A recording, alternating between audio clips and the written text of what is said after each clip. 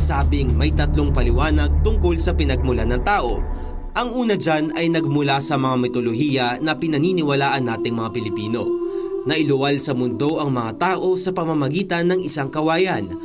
Lumabas sa kawayan ang dalawang tao at tinawag silang si Malakas at si Maganda. Ang ikalawang paliwanag ay tungkol naman sa paniniwalang pangrelihiyon. Ayon dito, nalikha ang tao sa pamamagitan ng isang Diyos na may lalang. Tinawag ng Panginoon bilang sina Adan at Eva ang mga tao na kanyang nilalang. Ang ikatlong paliwanag naman ay mula sa siyensya.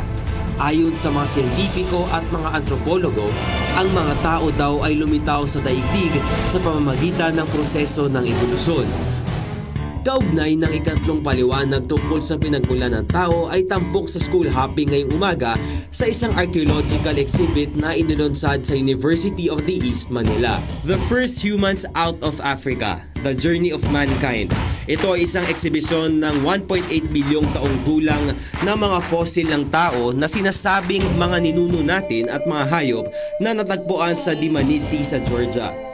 Sentro ng atensyon ang Dmanisi skull na pinangalangang D4500. Ito ay nadiskubre noong taong 2005. Ang fossil na ito ng Homo erectus na kilala sa taguri na The Upright Man ay hindi lamang makikita sa Georgia.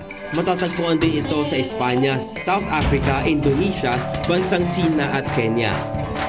Maliban dito ay may mga kagamitang bato din na nasabing traveling exhibit kagaya ng chopper, retouch flake at scraper. Para sa ilang mga estudyanteng aking nakapanayam ay marami daw silang natutunan sa pagbisita nila sa archaeological exhibit. Evolution doesn't happen overnight. It involves a population to evolve, and it is not just a single species. For a single species, it is only a mutation to be considered. And this proves that human is a very complex organism. This exhibit brought us new ideas on human evolution, and it gave us justification on the theories proposed by those archaeologists on the origin of human. We would like to thank the Georgia National Museum and Traveling Museum PH for this important archaeological exhibit here in the University of the East, and we are very happy that we are showcasing these Dmanisi skulls.